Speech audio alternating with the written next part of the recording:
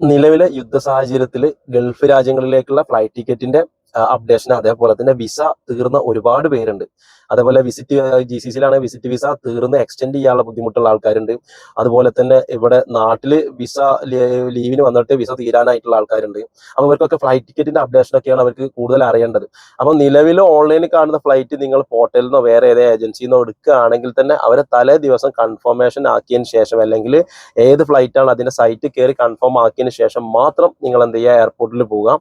അല്ലാത്ത പക്ഷം പോകരുത്. കാരണം ഇപ്പം ഡെയിലി ഫ്ലൈറ്റ് തലേ ദിവസം അല്ലെങ്കിൽ ഒരു 5-8 മണിക്കൂർ മുന്നൊക്കെയാണ് ഫ്ലൈറ്റ് ക്യാൻസൽ ആവുന്നത്. അതുപോലെ തന്നെ ചില ദിവസങ്ങളിൽ ചാർട്ടർ ഫ്ലൈറ്റ് പോകുന്നുണ്ട്, UAE പോകുന്നുണ്ട്, അതേപോലെ ഒമാനിലേക്ക് സലാം എയറും ഒമാൻ എയറും പോകുന്നുണ്ട്. കുവൈത്ത് നിലവിൽ ക്ലോസ് ആണ്. അതേപോലെ തന്നെ ഖത്തറിലേക്കും ഇതേപോലെ തന്നെ ഫ്ലൈറ്റുകളൊന്നും ചാർട്ട് ചെയ്തിട്ടില്ല. സൗദിയിലേക്ക് സൗദി എയർലൈൻസ് പോകുന്നുണ്ട്. ബഹ്റൈനിലേക്ക് അതിന്റെ അപ്ഡേഷനും എനിക്ക് ഇനി കിട്ടണം, ഞാൻ ചെക്ക് ചെയ്തിട്ട് പറഞ്ഞുതരും.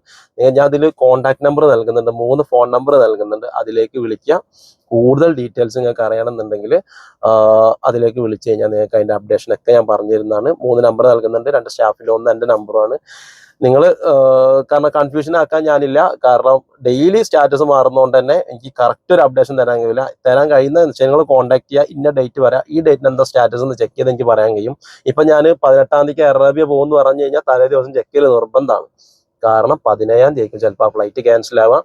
അതുകൊണ്ട് തന്നെ കറക്റ്റ് നിലവിൽ പറയാൻ കഴിയില്ല. കാരണം യുദ്ധത്തിന്റെ സാഹചര്യം അനുസരിച്ചിട്ട് ആ അപ്ഡേഷൻ അങ്ങോട്ടും ഇങ്ങോട്ടൊക്കെ മാറും. ഓക്കെ, അപ്പൊ എന്താ സ്റ്റാറ്റസ് അപ്ഡേഷന് വേണ്ടിയിട്ട് വിസിറ്റ് വിസ, ഫ്ലൈറ്റ് ടിക്കറ്റ്, എന്ത് സ്റ്റാറ്റസ് അപ്ഡേഷൻ ആണെങ്കിലും കോൺടാക്ട് ചെയ്യാം. അതിനനുസരിച്ച് ഞാൻ നിങ്ങൾക്ക് പറഞ്ഞു തരുന്നതാണ്. ഒരുപാട് പേര് കോൺടാക്ട് ചെയ്തിരുന്നു, അതുകൊണ്ടാണ് ഞാൻ ഇങ്ങനെ ഒരു വീഡിയോ ചെയ്തത്. Okay, thank you.